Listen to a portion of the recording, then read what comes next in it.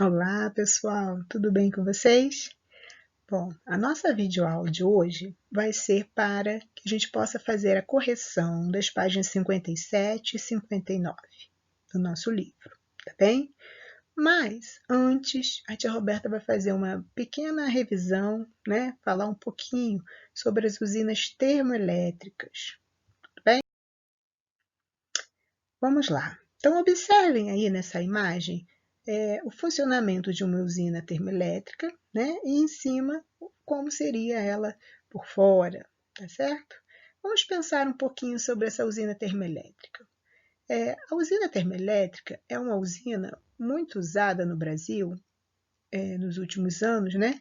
Em virtude quando existe aí uma falta de chuva, principalmente aí. O que acontece? A gente dá prioridade às usinas hidrelétricas, porque é uma usina que, além de não poluir, né, a água não polui o ar, né, já existem lá, a fonte é renovável, é gratuita, então acaba sendo uma energia mais barata para ser colocada aí, certo? Só que quando essas usinas hidrelétricas não estão conseguindo dar conta, né, por conta da chuva realmente, a falta de água ou a preocupação, né, ao longo do tempo dela acabar, diminuir, o que seja, o governo, né, os locais, as empresas vão e acionam as usinas termoelétricas. Então, por esse motivo que em alguns momentos, certa época, nós pagamos um pouquinho mais caro, que está lá a bandeirinha vermelha ou a bandeira laranja, como eu mostrei para vocês já. Tá? Uma usina, então, termoelétrica é uma usina que vai usar a fonte do calor. A hidrelétrica, então, tem a fonte água e a termoelétrica tem a fonte do calor. Então, vamos observar como funciona esse processo, né? O calor, observa que tem uma fornalha, né? Essa fornalha é colocada, então, os materiais no qual vão ser queimados, né? Pode ser o óleo, os óleos combustíveis, óleo diesel, gás natural, né? Pode ser o carvão, enfim. Pode ser usado várias coisas nas usinas termoelétricas. Hoje em dia, inclusive, tem umas termoelétricas que se usa o bagaço de plantas, né? Mais a questão da biomassa. Então, seria menos problemático, né? Porque já é algo mais natural e algo que polui bem menos o nosso ambiente. Mas, normalmente, as termoelétricas usam o carvão, né, o óleo diesel, enfim, esses que não são, então, que são poluentes ao nosso ambiente, certo? Então, como que vai funcionar? Nessa fornalha, então, é colocado esses materiais e à medida que ela vai queimando, né, ela vai gerando calor e esse calor vai aquecer uma água que é colocada dentro dessa caldeira. Essa água aqui, então, que estava no seu estado líquido, à medida que é aquecida, vira vapor. E esse vapor de água, como mostra aqui em cima essa setinha, né?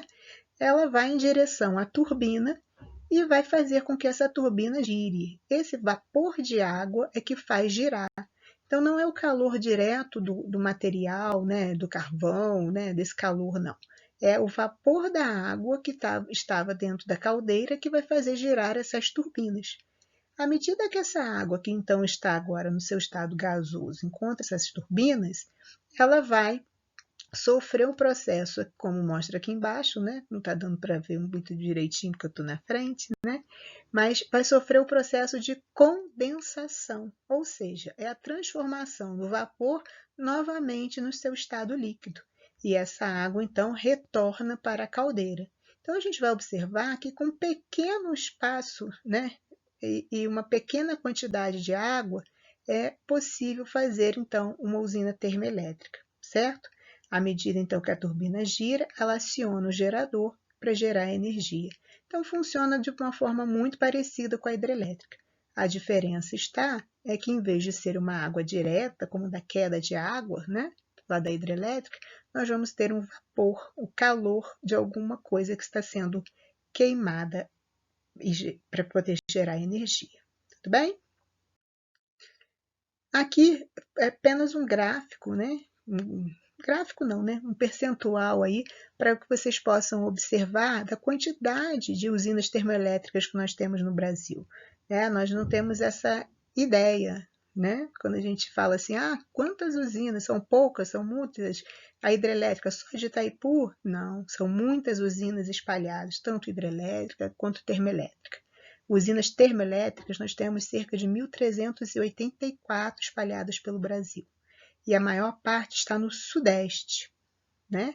Porque é aqui que estão as grandes indústrias, a maior quantidade delas, pelo menos, né? Que precisa de tanta energia aí. Fora que nós temos, é onde nós temos rios, né? Também para as usinas hidrelétricas, mas além disso a gente precisa das termoelétricas para ajudar na composição dessa energia tão usada, né, principalmente no Sudeste aí, com as grandes indústrias. Vamos então passar para a correção das nossas atividades. Né? Está um pouquinho clarinho aí, mas acho que dá para ver direitinho. Né? Na página 67, pergunta-se, as perguntas são em relação ao gráfico. Então, a gente vai observar, como nós já tínhamos comentado na nossa aula, né, online, sobre esses percentuais que nós estamos vendo aí. Então, a gente percebeu que da questão das fontes renováveis, que tinha maior produção, né, não renováveis, enfim. Então, vamos às perguntinhas aí. Ó. Quais são as fontes de energia renováveis mostradas no gráfico? Então, a gente viu aí que as renováveis, né, nós teríamos a eólica, a biomassa e nós teríamos a hidráulica. São as três aí, né? Quem colocou, ao invés de eólica, colocou vento, também está considerado correto, porque é o vento que, na verdade, é a fonte, né? O livro de vocês coloca com esse nome, né? Mas quem colocou para vocês, quem colocou vento ou água no lugar da hidráulica, tá perfeito, tá bom? Letra B. Quais são as fontes de energia não renováveis mostradas no gráfico? Então, são as demais que nós vimos aí, né? Nós temos o gás natural, os derivados de petróleo, a nuclear, o carvão e seus derivados e também a energia só, né? Só. São essas aí, então, tá bom? Na letra C, qual é a fonte de energia que mais contribui na produção de energia elétrica? Sem dúvida nenhuma, né? Como já falamos aí, energia hidráulica, correto? Letra D, pede para citar 3 fontes de energias com menor participação na produção da energia elétrica. Então, basta nós olharmos lá os percentuais, né? Então, nós temos aí, ó, energia nuclear, que tem apenas 2%, a energia de derivados de petróleo, com 5%, né? E a energia do carvão e dos seus derivados aí, com 4%. Tudo bem? Para produzir energia elétrica no Brasil, usam-se mais fontes de energia renováveis ou não renováveis? Sem dúvida, as renováveis, né? Só a água, então, já ultrapassa aí 50%. Então, de certeza, usinas renováveis. Citar uma fonte de energia que leva milhões de anos para se formar. Nesse caso aí, nós temos 2 exemplos, né? Nós temos, ou 2 não, temos mais, ó. Temos o gás natural, que a gente observa aí, temos o petróleo, né? E temos também o carvão. O carvão acaba também que leva milhões de anos para se formar, tá? Então, por isso que eles são também não renováveis, a gente considera como não renováveis. Tudo aquilo que não se renova nunca ou que leva milhões de anos para se formar. Então, temos o gás natural, o petróleo e o carvão. Ok? Vamos para a próxima.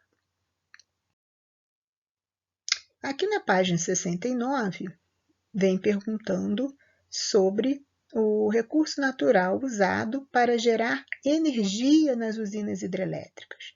Então, a gente sabe, viu aí, né? Falamos agora há pouco também, que é a água que gira as turbinas e faz gerar a energia. Como acontece a transformação de energia em uma usina hidrelétrica? Aí vamos pensar. É o movimento da água que vai fazer girar as turbinas e que ativam, então, os geradores de energia. E assim, essa energia vai ser transformada em energia elétrica.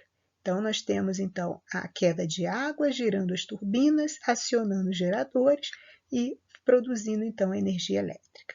Tudo bem? O nome da máquina que realiza, então, esta transformação, que é a pergunta número 4, é o gerador ou o gerador de energia, tá? E a última questãozinha é: de que maneira a energia elétrica é conduzida até as nossas residências, ou seja, como chegam às nossas casas, né? Ela chega, então, por meio dos fios, que são chamados de linhas de transmissão. Os fios, então, chegam até as nossas casas. Tudo bem?